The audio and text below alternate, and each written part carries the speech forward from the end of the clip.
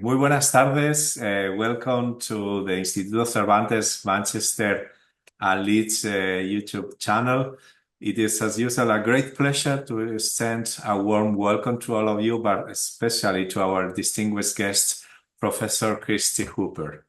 Thank you very much for joining us for this first event of 2025 in our series Encountering Spain, which is now in the fourth year already. This series, as some of you already know, explores Spain through the eyes of the 19th and 20th century British travelers and expatriates who often discover a country quite different from the idealized sunny south or the romantic legend. It is quite clear that Spain is a very diverse country, and this is one of the aims of this series to show the diversity in landscapes, in cultures, in traditions. And we do that with the help of Kirsty Hooper. And through the writings of the British travelers, we will follow those journeys and covering what drew them off the beaten track and how they shaped the British perceptions of Spain. Let me now to introduce our host. Dr. Kirsty Hooper is Professor of Hispanic Studies at Warwick University and leading scholar of Spanish, Anglo-Spanish, and Galician cultural history since 1800. Kirsty specialized in literature and intellectual exchange between Britain and Spain, with a particular focus on the Spanish regions that have historically received less international attention. Dr. Hooper is the author of several influential works, including Writing Galicia into the World, published in 2011, which explores the cultural and literary connections between Galicia and the wider world.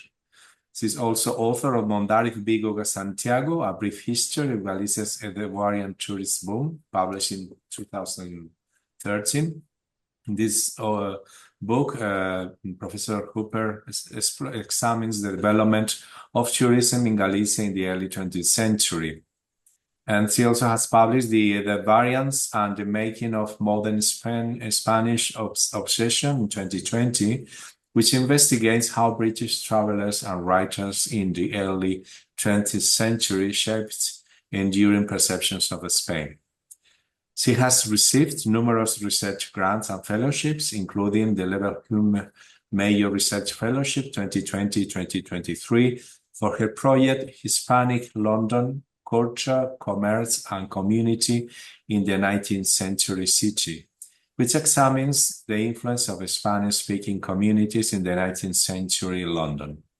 In addition to her academic work, Dr. Hooper has collaborated with cultural institutions and media outlets to bring historical insights on Spain and its relationship with Britain to a wider audience. Tonight, as I said, we turn our attention to the Balearic Islands, a region that has long fascinated British travelers. While the mass tourism took off with the opening of the Grand Hotel in Palma de Mallorca in 1903, British visitors have been drawn to the islands for centuries. Britain's occupation of Menorca, which ended only in 1802, left a lasting imprint, shaping how British visitors perceived the archipelago. But among those who contributed to the fascination of the British citizens for Mallorca and the Balearic Islands, I would like to mention Robert Graves as standing out as a prominent figure of British literature. The renowned poet and novelist made Mallorca his home, capturing its essence, and his writings and introduction its culture to the wider British audience. His work, along with the accounts of early travelers, helped to shape the image of the Balearic in British cultural memory. This evening, we will explore how visitors navigated the contrast between the romanticized vision, as I said at the beginning, and the Balearic Islands, and the tangible remarks of British influence. We encourage you to participate. Please submit your questions in the chat box, because following the talk of Ms. Hooper. Following the discussion, we will have a 15 minutes question and answers session with Professor Hooper. So please welcome your session with your questions. You are very welcome, and to participate, or the participants or the audience is very important for us. And now, without further ado, I give the floor. It's a great pleasure to Professor Kirsty Hooper. Thank you very much, and muchas gracias. Thank you so much for a warm welcome. It's really good to be back again. I think this is the 6th talk we've done in this series, which is wonderful. And I'm so pleased that we've reached now the Balearic Islands, which were viewed for centuries, for so long, by British visitors as a stepping stone between Europe and Africa, thanks to their strategic location in the Mediterranean, more or less midway between Barcelona and Algiers. So today, as you said, many of us know the Balearic Islands of Mallorca, Menorca, Ibiza, and Formentera as a top destination for mass tourism, especially from Northern Europe. According to some recent statistics from the island's own statistical bureau, Ibistat, almost 18 million tourists visited the islands during 2023, which was a rise of 1.5 million from the previous year. Some data captured at the end of last year shows that in September 2024, 2.5 million tourists visited the islands. 80% of them stayed on the 2 larger islands, and just over 500,000 on Ibiza and Formentera. So those 2.5 million who visited in September, just over 2 million were from overseas. The largest groups, well over half of the total, came from just 3 countries: Germany, the UK, and Italy. So to give you a sense of the scale of this tourism, the domestic populations of the island is only 1.2 million, meaning that in September 2024, there were 2 tourists for each resident islander. So as you might have seen in the news over the last few months, the largely uncontrolled growth of mass tourism and the changing profile of tourist accommodation from hotels to private apartments has led to the emergence of a new movement in the Balearics, the Canary Islands, and other Spanish tourist hotspots. In Mallorca, where 45% of the island's economy comes from tourism, the Menos Turisme Más Vida, or Less Tourism, More Life movement, led a protest of about 10,000 people in Palma de Mallorca last July, asking for a more sustainable approach to tourism that protects local communities, their homes, and their environment. And there was a smaller protest in Menorca a week later. So while some measures have been introduced to restrain the worst behaviour, such as curbs on street drinking in some of the worst affected areas, it remains to be seen whether they'll begin to redress the balance. So the tourism we know today in the Balearics is a phenomenon of the second half of the 20th century, part of the Franco regime's Spain is Different campaign, designed during the 1960s to boost the faltering Spanish economy by attracting foreign tourists and their money to Spanish beaches. But of course, British visitors had been making their way to the Balearics long before Franco and Fraga came up with their canny slogans. So as you've already heard, in today's talk, we're going to explore the much longer history of British travel to the Balearics, which began even before Britain's century-long occupation of the island of Menorca, which was returned to Spain only in 1802. We'll see how British tourism to the islands began to take off at the beginning of the 20th century, with the concerted efforts of local politicians and journalists to develop a competitive tourist industry, which crystallised with the opening of the Grand Hotel in Palma de Mallorca in 1903. With the help of a range of Victorian and Edwardian tourists and expats, we'll explore how British visitors navigated the clash between their romantic idea of the Balearic Islands' position as a stepping stone between Europe and Africa, and the residue of British military and commercial activity still visible a century after the British had finally left Menorca. So Britain's strategic interest in the Balearics can be dated to the beginning of the 18th century, when the Treaty of Utrecht in 1713 resoundingly stripped the Spanish Empire of its European territories and redistributed the most useful outposts among Spain's European rivals. As was so often the case, Spain's interests were subordinated to the rivalry between Britain and France. Britain needed a base in the Mediterranean in order to rein in French maritime expansion, and Spain held some conveniently positioned territories. So the treaty ceded to Britain both Gibraltar, captured in 1704, and the Balearic island of Menorca, captured in 1708, providing, as one popular history put it in 1956, a fine naval base inside the Mediterranean. Indeed, the capture of Menorca was celebrated in British schoolroom histories for more than 250 years as a sign of Britain's naval superiority, and the key, as one 1950s university textbook put it, to Britain's transformation into a Mediterranean sea power. With Menorca now in British hands, information about the island and its neighbours became a crucial commodity. In 1695, so about 15 years before the British occupation of Menorca, a Thesaurus Geographicus, or Complete Description of the Earth, published in London, had dedicated a small section to the islands of Spain, which it said heretofore bore the name of Balearis, together with the title of a kingdom, and at present depend on the crown of Spain, and are situated to the east of the Kingdom of Valencia. The anonymous author had a lot to say about Mallorca, commonly called Mallorca by the inhabitants, observing that this island abounds in wealth, almost all the reals of Spain being coined therein, and adding that the viceroy usually resides in the capital city of the same name, the natives whereof are very much addicted to piracy. He found Ibiza extremely fertile in corn, wine, and divers sorts of fruits, and was pleased to report that the whole island is almost entirely covered with groves, and doth not bring forth any noxious animals, unlike its smaller neighbour Formentera, which was scarcely at the distance of 4 miles, but not inhabited, by reason of the serpents with which it is altogether infested.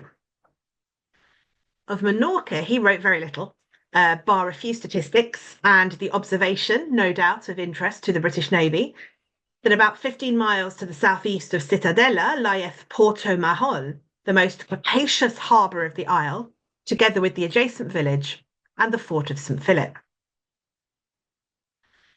So it wasn't until almost 40 years later, 40 years after Utrecht, in 1752, that the first major English language work on the islands was published, when the British engineer John Armstrong, engineer in ordinary to His Majesty, brought out his History of the Island of Menorca, dedicated to Brigadier General Richard O'Farrell, who had commanded British troops on the island during the War of Jenkins' Ear in the 1740s. Part of the book was written, Armstrong tells O'Farrell in the dedication, when the island felt the benefits of your administration. A period of time, he goes on to add, will long be remembered by the natives with pleasure and gratitude. It would be interesting, wouldn't it, to know whether the natives took the same view. In his preface to the volume, Armstrong describes his arrival on the island early in 1738, when a war with Spain seemed to be on the point of breaking out.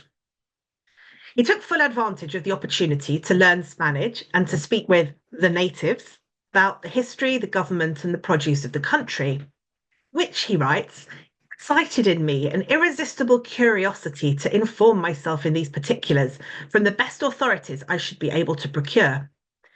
In true academic fashion, he begins with a thorough literature review, summarising all the books he consulted during his research, reflecting on their pros and cons, and describing his research process, which included talking to as many Menorcans as possible, while, he said, perfecting the art of visiting every place and contriving to make all my excursions and parties of pleasure with my friends subservient to my design. And anybody who's ever spent time with a modern academic will realise very quickly that in this sense, Armstrong was very much a scholar ahead of his time. So Armstrong's enthusiasm is somewhat tempered when he learns that his research subjects are not taking full advantage of their situation. Taking a rather paternalistic tone, he describes how I discovered with astonishment and concern that these poor people trifled away their time in childish amusement and neglected almost every advantage of their climate and situation, and were contented to import 1,000 necessaries and twice the number of superfluities from foreign countries, for which they paid ready money. This discovery raised an honest indignation in me, which frequently broke out in my conversation with some of the most sensible of the Menorcans, and I fear I have not been able to keep it wholly out of that part of the history where this subject is particularly treated. Even so, Armstrong concludes that my acquaintance with the Menorcans enabled me to draw a character of them, such as I still think a just one, and all things considered, I believe they have no reason to be ashamed of the figure they make in my history. Having framed the island's inhabitants as children in need of the firm hand of the British Empire, Armstrong, who confesses that he wrote the book in order to distract himself during a prolonged attack of gout, provides a detailed survey of Menorcan geography, history, botany, zoology, politics, architecture, agriculture, culture, and customs that will assist his compatriots in their task of governing this important strategic possession. Keen to contribute to the cutting edge of knowledge, he made some late revisions to the book when a colleague produced a complementary work. He says, I had made several remarks on the weather and on the diseases of the country, but I am very agreeably prevented from exposing myself on those heads, on which my learned friend Mr. Cleghorn has lately published a very useful book. With the characteristic modesty of the career academic, he admits, ingenious gentleman had extended his plan to the history and topography, the trade and government of the island, a little more copious on its natural history. The public would never have seen anything of mine on a subject for which he is so much better qualified. The proliferation during the 18th century of similar works on the new colonies and on Spain in general can, as Diego Saglia has suggested, be read as an act of cultural colonization, in which the occupiers sought to gain power over the newly conquered territory through the acquisition and control of knowledge about it. But despite such efforts, the illusory prize of Menorca remained in British hands only for a century, interspersed with brief periods under first French and then Spanish control, before being returned definitively to Spain by the Treaty of Amiens in 1802. Nonetheless, as we will see, this island and its British century would remain a defining feature of British encounters with the Balearic Islands well into the 20th century. So after the flurry of writings produced as a result of the British occupation of Menorca, British interest in the Balearics, at least in terms of dedicated writings, seems to have more or less subsided until 1876, when Charles Toll Bidwell brought out The Balearic Islands, a single volume overview of the geography, economy, agriculture, and customs of the islands, with extensive statistical and geographical appendices. It's a book that has much more in common with Armstrong's work on Menorca 120 years earlier than with the tourist and travel accounts that would begin to flourish with the new century. So who was Bidwell? Well, he was a career diplomat. He was also a fellow of the Royal Geographical Society, and he was appointed Her Majesty's consul for the Balearic Islands in December 1868. Before that, he'd served in Panama and in Cuba. He'd actually published a book on the Isthmus of Panama. So we can see that his eye was very firmly on the island's potential to attract British investment. Alongside the book, The Balearic Islands, he published a companion volume called The Cost of Living Abroad, which he'd compiled from official returns laid before Parliament. And it showed rents, wages, commodities, and hotel charges at the present time, and compared with those of the year 1858 at most of the principal places in foreign countries. So London's Globe newspaper warmly welcomed Bidwell's study of the Balearic Islands. Their reviewer wrote that it is more than 30 years since we have had any work on the Balearic Islands, with the exception of the guidebooks. We think, the reviewer continued, that the last writer was no less a person than George Sand, Madame Dudevant, who wrote Univers Major. Bidwell himself noted that little has been published in England of modern date on the subject of these islands, remarking that much had changed since Sand's work 37 years earlier, and that during this period, the greater resources of the islands have been developed. He also reminds readers of Spain's current political instability. Our own experience, he says, dates from the beginning of 1869, or just after the fall of Queen Isabella. And in the ensuing 7 years, many governments have ruled the country.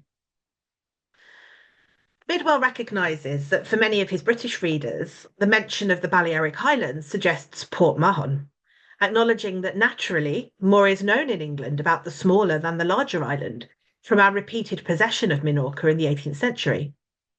He's very aware of the lack of British presence in the islands, as he writes, observing that outside a limited naval circle, the islands might as well be in the Pacific as within a few hours' sail of the French and Spanish coast, all they see of our countrymen nowadays. Indeed, he writes, there are at present no British commercial establishments of any kind. Indeed, there are no foreign merchants whatever in any of the islands. Bidwell's aim is to change this and encourage British trade and investments in the islands. Underlining the boosterish nature of his project, he informs his readers that this very interesting and pretty group may now be comfortably reached by means of commodious, well-appointed steamers of British construction. Very important. And it will be hardly necessary to remind the reader that Barcelona may be arrived at by railway through France and by diligence and railway across the Pyrenees. One of the book's reviewers agrees, noting that the route to these pleasant isles may be discovered in the continental Bradshaw. But he includes a warning to intending emigrants to note that English is not spoken even at the hotels. Another reviewer evidently shared Bidwell's boosterish aim, although with a lot less confidence. He remarked with a note of hyperbole that Majorca is almost as destitute of tourists as the Sudan. He dismissed the island's current infrastructure. There are no good lodgings or houses, no society, no decent inns. His explanation echoes John Armstrong's description of Menorca more than a century earlier, attributing the island's poverty to the people's lack of industry, who, he says, despite enjoying the finest soil in the world, seem to move in the same grooves from generation to generation, without any disposition to raise themselves in life or to make any improvements. We should not wonder, he concludes, if a practical result of this book is that a set of sportsmen should set out for the winter to shoot woodcocks and brave all hardships. The book was effectively Bidwell's farewell to the Balearics. Within weeks of its publication, after 8 years in post, he was reassigned to the role of consul in the Canary Islands, and he moved to Tenerife. He was there for just a year before he moved to Puerto Rico and then to Malaga, where he died in post on the 1st of May, 1887. So Bidwell's book didn't exactly open the floodgates, but it was followed by at least a trickle of new writing on the Balearics. The first edition of the popular travel guide, O'Shea's Guide to Spain and Portugal, in 1865, had barely mentioned the Balearics. But the third edition of 1878 now included a full chapter on Palma and the Balearic Islands, opening with the observation that, though hitherto neglected by the ordinary tourist in consequence of their out-of-the-way situation and difficulty of access, this town, and the Balearic Islands generally, possess attractions both in climate and scenery, which will, no doubt, when better known, induce more frequent visits. But it would be another 30 years before O'Shea's prediction began to come true. So at the very end of the 19th century, one of Charles Bidwell's successors as British consul in Malaga set the wheels in motion of a process that would transform the future not only of Spain's southern coast, but of the Balearic Islands as well. In 1897, Alexander Finn, the consul, was a founding member of the Sociedad Propagandista del Clima y Embellecimiento de Málaga, the Society for the Promotion of the Climate and Beautification of Malaga, whose purpose was to attract tourists to the southern city and establish it above all as a resort for winter sunseekers. It was successful enough that it provided a model for others to follow, and one of its earliest and most successful emulators was in Mallorca, where the opening of the lavish, modernist Grand Hotel in the capital city of Palma in 1903 provided a lightning rod for progressives keen to attract visitors and investment to the island. So in that year, 1903, the Mallorcan journalist Bartolomé Amengual published La Industria de los Forasteros, or Foreigner Industry, a short polemic urging Spain to emulate its Central European neighbours, above all Italy and Switzerland, in developing this emerging new industry. Just how radical Amengual's proposal was for his compatriots can be glimpsed in the prologue, written by fellow Mallorquí Joan Alcover, who approvingly labels his friend un anglosajón injerto en meridional, or an Anglo-Saxon inserted into a southerner. Amengual recognises the need for infrastructure, hospitality, good food and accommodation if the island is to attract the wealthy English, French, German and American tourists he sees elsewhere with what he calls their pockets full of gold. As he writes, and the translation is mine, in Mallorca, we have neither a large nor a small foreigner industry. That is nothing to be embarrassed about. Almost the whole of the rest of Spain is currently at the same level. We lack completely the collective organisation to implement the foreigner industry with honour and profit. And he goes on to tell a story which for him exemplifies the current sad state of his country's hospitality industry. He says, individual initiatives and activities are admirably embodied in the true story of the hotelier who accepted an urgent lunch order and took himself off for a bath, then served up some terrible and poorly presented dishes, and extracted himself from his guests' complaints by unleashing an enormous Canary Mastiff on them. So this view is supported by Baedeker, who writes that the Spanish landlord as a rule has no idea of how to run a comfortable hotel on modern lines and seems to think his knowledge of a foreign language is sufficient guarantee of his ability to run a first-class house. Amengual took the poor reputation of his country's establishments seriously.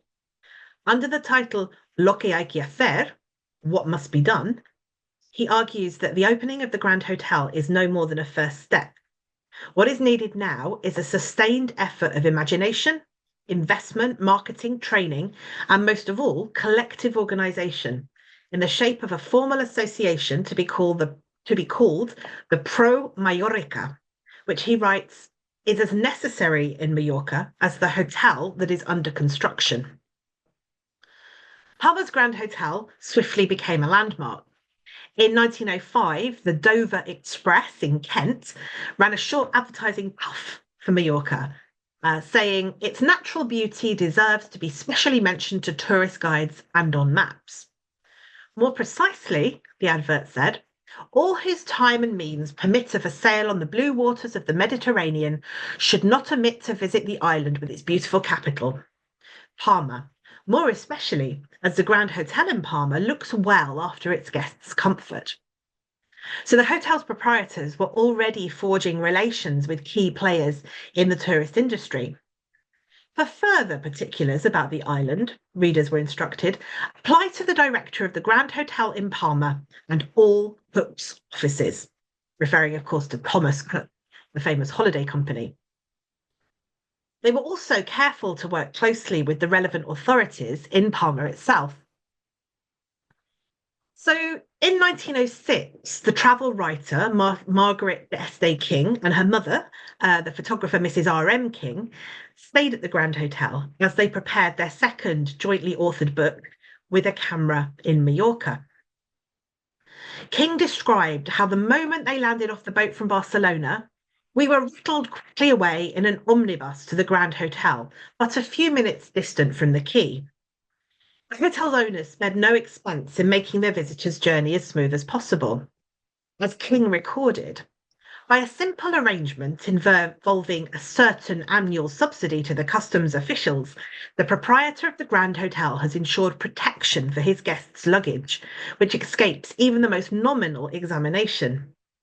The hotel omnibus merely draws up for a moment in front of the douane on entering the town. The officials, armed with long, probing rods, saunter out, open the carriage door, and wish us good day. And on we go again. She was equally impressed by the hotel itself, a large and handsome five-storied building with an imposing facade whose interior conveys a truly southern impression of silence and space. In sharp contrast to the domicile of Amengual's unfortunate canary mastiff, the Grand's organisation was so slick that within an hour, Miss and Mrs. King have become pensionnaires of the hotel at 10 shillings a head a day and are installed in two excellent rooms on the third floor, comfortably furnished, fitted with electric bells and light, heated by hot water and reached by a lift, while our wants are being ministered to by a cheerful white-capped chambermaid answering to the name of Dolores. So the Kings loved it, but not all travellers were impressed with the Grand. Another British traveller, Crawford Flitch, who visited in 1911, found it rather too detached from its surroundings. He said, "The atmosphere of the Grand Hotel is of the familiar cosmopolitan kind, which seems to interpose a barrier between the place and the visitor and never allows him to forget for an instant that he's a foreigner."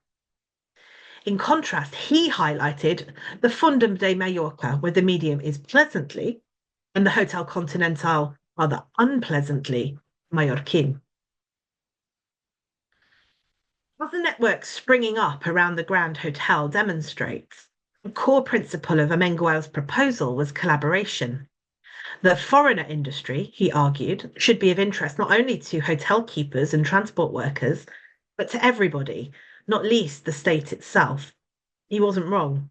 Within 2 years, Spain's first statewide tourist strategy had come into being under the Liberal government of Montero Rios, which created a Comisión Nacional for the development of tourism, firmly aimed at attracting investment to boost the country's economy.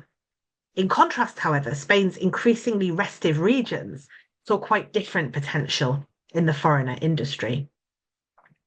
Just as Amengual's proposal for the Pro Mallorca came to life as El Foment del Turisme de Mallorca in 1905, so other regions with strong claims to cultural and political independence swiftly developed their own parallel tourism associations, such as the Centro de Iniciativas Turísticas de San Sebastián, the Sindicato de Iniciativa de Valencia y su región, and the Asociación para el Fomento del Turismo de Galicia.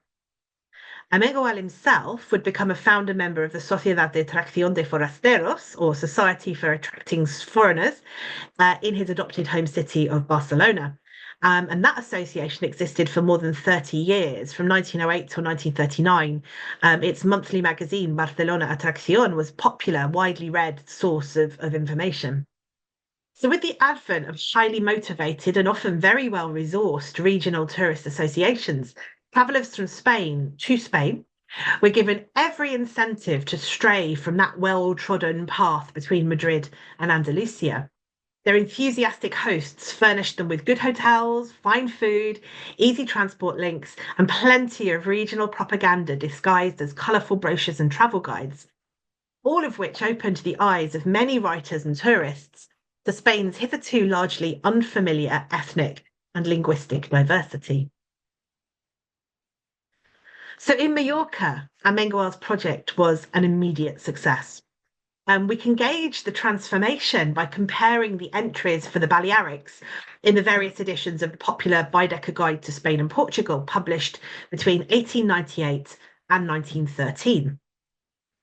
So in the first 1898 edition, the Balearics don't feature as a destination on any of the 56 proposed routes, although we do see them in the distance from the remote Catalan hermitage of San Jerónimo, quote, with its views far over the Mediterranean, where even the Balearic Islands may be made out on exceptionally clear days. But by the time of Baedeker's third edition in 1908, Mengual's Palma de Mallorca project was in full swing.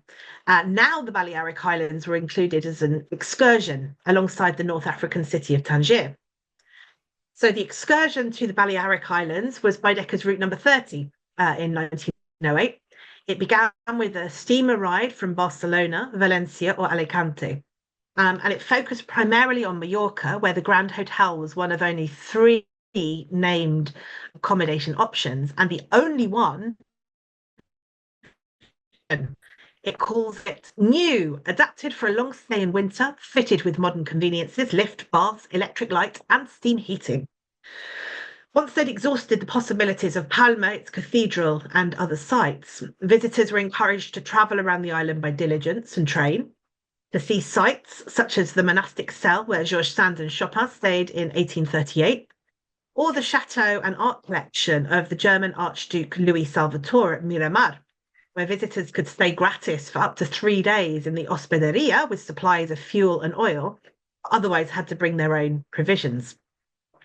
The 1908 Baedeker has nothing to say about Ibiza and only a scant paragraph about Menorca, which highlights the easy-to-defend harbour and notes that the general appearance of the town still shows the effect of the British have been naturalised throughout the island. Beyond that, his interest is limited to a cursory summary of the island's 600 prehistoric monuments. For readers wanting to learn more about the islands, 1908 Baedeker can think of only one English language book to recommend alongside Vuillet's Les Îles Oubliées and Archduke Ludwig's 7-volume German language extravaganza.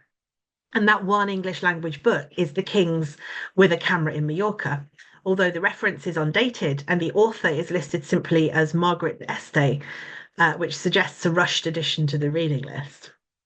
Nonetheless, more authors were beginning to pay attention to the islands, among them the geographer and explorer Sir Clements Markham, whose rather partisan history, The Story of Mallorca and Menorca, was also published in 1908. And it includes in its preface a prominent thank you to Señor Albarreda of the Grand Hotel at Palma, which places him firmly within the remit of the Amengual tourist project.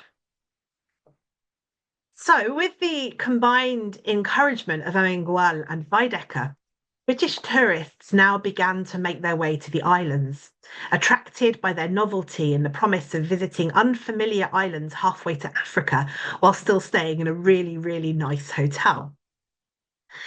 As Albert Calvert said in 1910, the Balearic archipelago, I knew I was going to trip on that, no longer deserves the name of the Forgotten Isles, although he was relieved to note that the influx of tourists has not been large, and the Isles run no immediate risk of losing their marked local characteristics.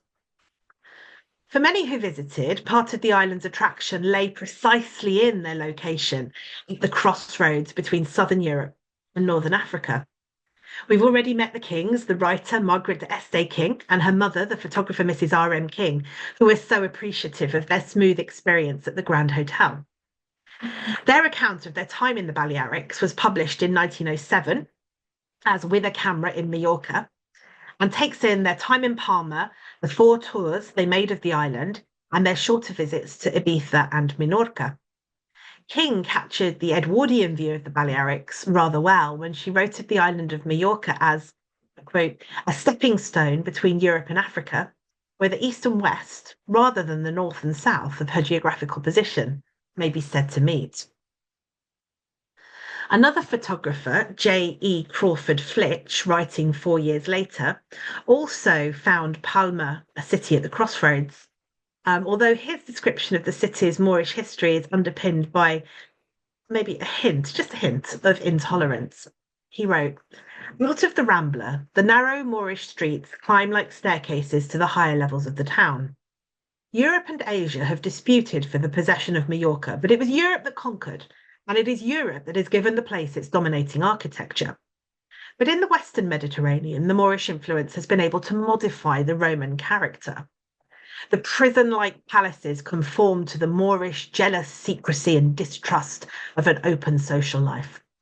They are built as if they had only 2 functions to serve: to keep the light from getting in and the women from getting out. So this idea that the Balearics were a meeting point between East and West and Europe and Africa was certainly influential for Edwardian visitors. But in terms of its effect on their encounter with the island, it had nothing on British imperialist nostalgia for the lost promise of Menorca. More than a century after Menorca's definitive return to Spain in 1802, Edwardian travellers and writers were still lamenting what Crawford Flitch called that lost limb of the British Empire, this precious jewel, thrice set in the imperial crown of Britain and thrice lost. So perhaps the most vociferous of these imperial nostalgists was the historian Sir Clements Markham, who wrote in his enthusiastically pro-British account of Menorca's history, published in 1908, that when the Peace of Amiens was signed on March 26, 1802, the long connection of the little island with England was severed forever, and to the Menorcans was only left a tradition and a memory of happier and more prosperous times. Although happily, he added, whenever the British fleet visited the port, they always received a cordial welcome in memory of the good old times. The very last lines of his book, he gives over to a quote from Bidwell, the boosterish consul who published his own history of the islands 30 years earlier. And the quote says that the Menorcans yet express in broken English their love for England, while they speak joyously and feelingly of the good and flourishing times when Menorca was under British rule. Fortunately, not all British writers had drunk the patriotic Kool-Aid. Albert Calvert, for one, in his Catalonia and the Balearic Islands of 1910, was keen to puncture that imperialist nostalgia of Bidwell, Markham, and others. We flatter ourselves, he says, that the Menorcans learned their good qualities from our ancestors when they ruled the island. And while he agrees that certainly there are frequent reminders of our influence to be traced in the daily life of Menorca, he is quite clear that the natives do not sigh once more to be under our dominion, as they are sometimes polite enough to tell English folk they do. Noting that one Spanish writer actually refers to our paternal government as the Babylonish captivity. It feels very much, doesn't it, as if Calvert's barb about the Menorcans just telling the Brits what they want to hear is directed straight at his contemporary Clements Markham.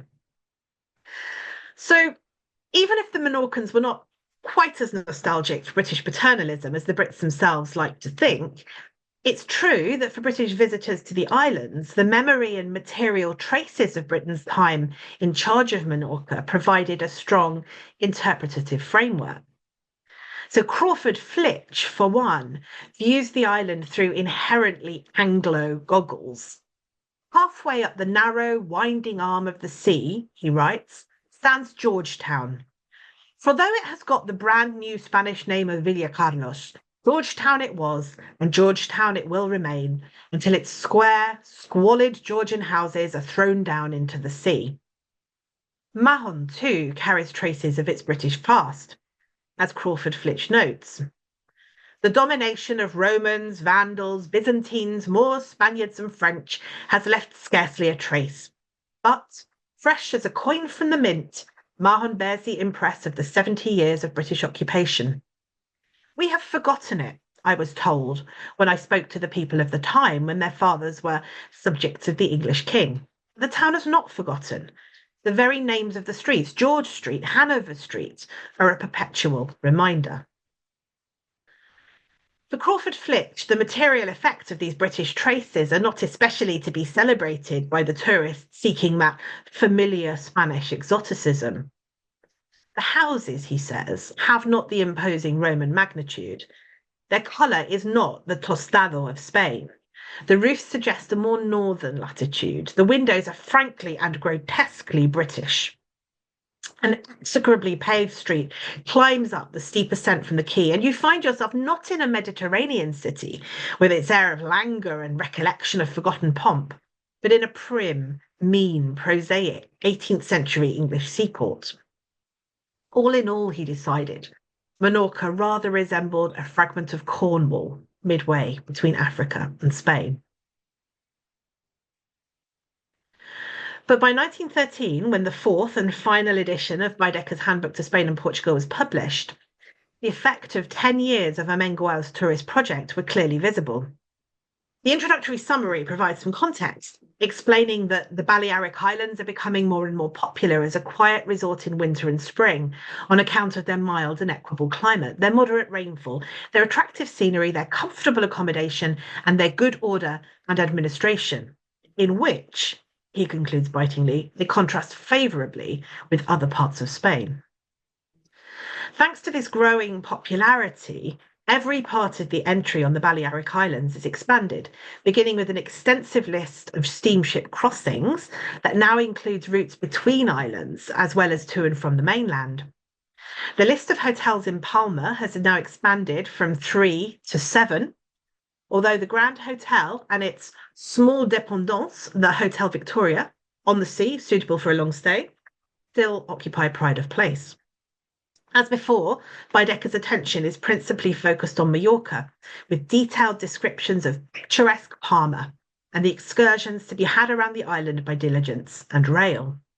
The entry on Menorca is barely changed, except to record the wreck of a French steamer off the cliffs of Punta de Sella in 1910, only one man of its crew and passengers escaping. The greatest change is the introduction of a completely new but equally brief section on Ibiza, whose 26,000 inhabitants, it notes, speak a special dialect akin to that of Mallorca, and whose main exports are almonds, carob beans, and salt. Perhaps Baedeker was influenced by Albert Calvert, writing 3 years earlier, who considered Ibiza a mere backwater, a stagnant pool of humanity, one of those spots which can afford no sort of justification for its existence. Altogether, Calvert concludes, after a brief look at some of the island's more unusual customs, it must be as difficult to make yourself happy at Ibiza as at any spot on or off the planet. There's one last sign of the Balearic Islands' changing profile for British visitors that I'd like to mention, which is this. In 1908, we saw that Baedeker had only been able to cite one useful book on the island for English language readers.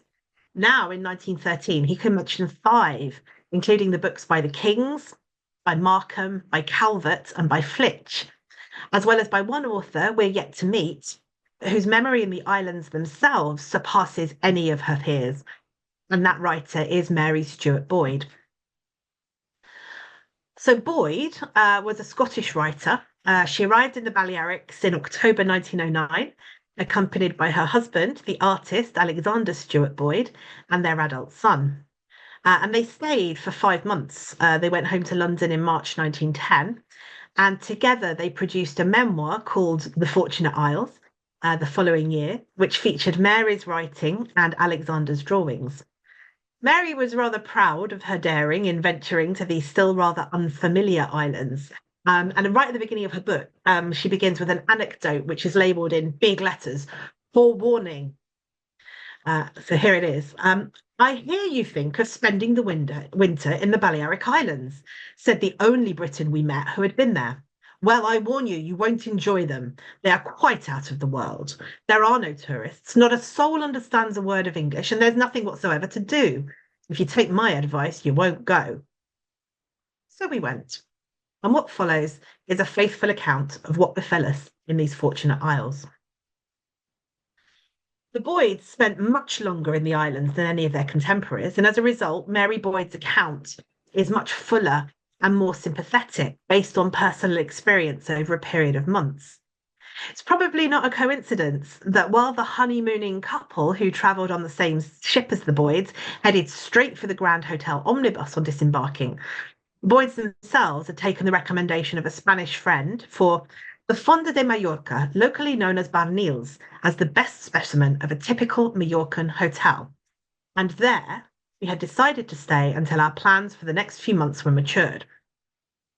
Eventually, with the help of a South American consul, they rented a house in a suburb of Palma, which they called the Casa Tranquila, and which would be their base for the next 3 months.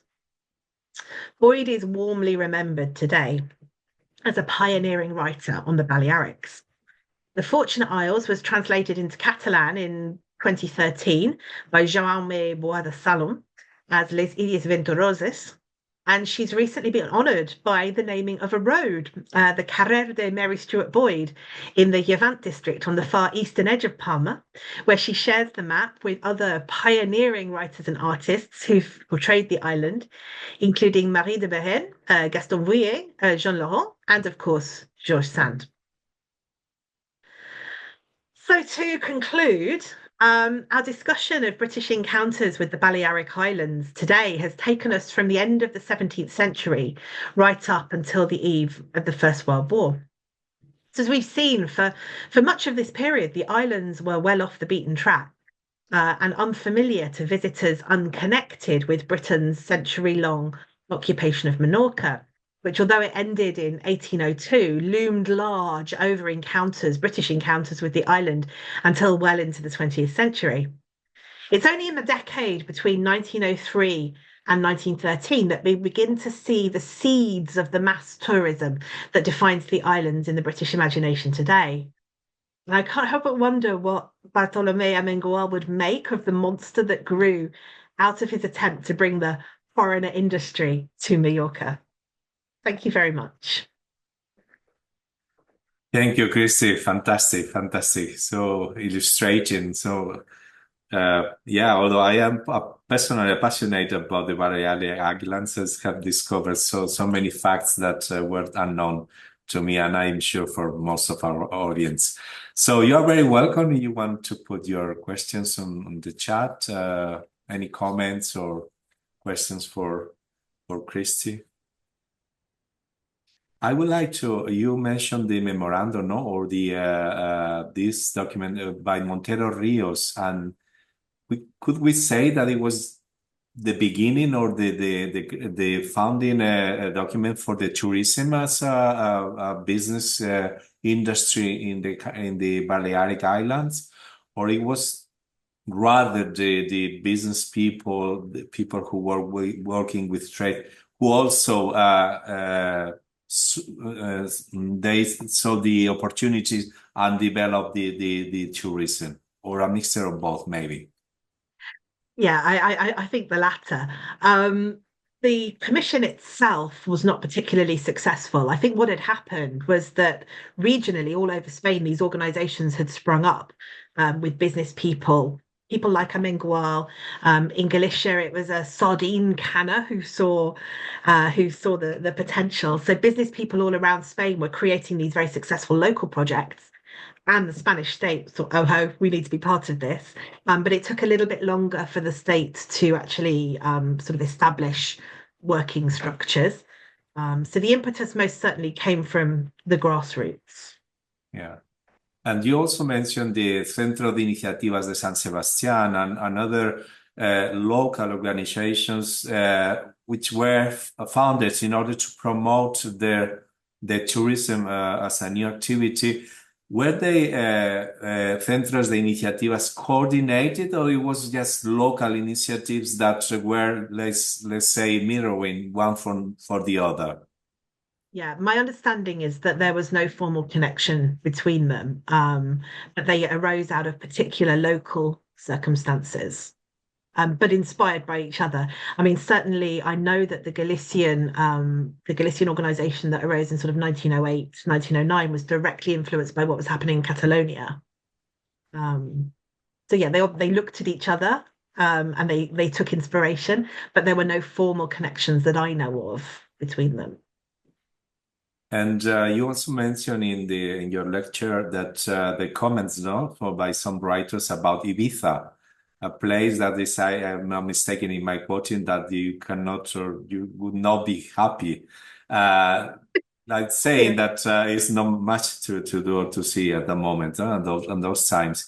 I mean, from your deep knowledge of the Balearic Islands history, why came about this lack of interest about the visa, considering that it has a very astonishing and beautiful town? Ibiza itself is part of the human heritage declared by the UNESCO nowadays. But at that moment, this is something, as you very well illustrated in your lecture. The Moor is the tradition, no? The different currents and the crossroads that the Balearic are with the influence, the Arabic culture and many others throughout. Yeah, but this lack of interest about the visa, how could it be explained from your point of view? I think they simply didn't know. I think that British travelers always, and it's a pattern. It's not, we did see it not just in the Balearics, but elsewhere. They were very conditioned by the history of British engagement with Spain. Oh yeah. So wherever they went, they were looking. I mean, you just have to read Baedeker to see wherever they went, they were looking for examples of where Britain had invested, had built sewers, or had fought battles. All of those things they were looking for.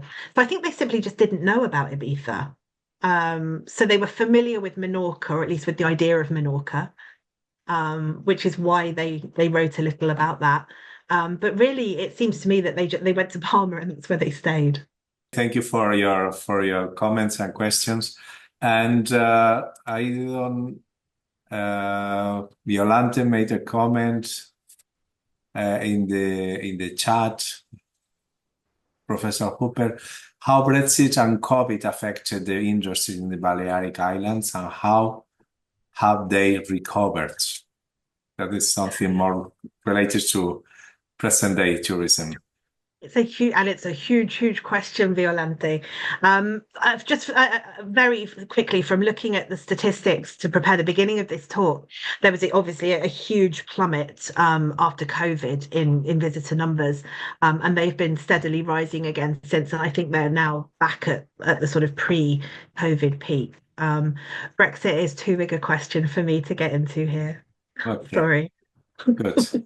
Thank you, Kirsty. But before we leave, thank you again to all of you for being with us tonight.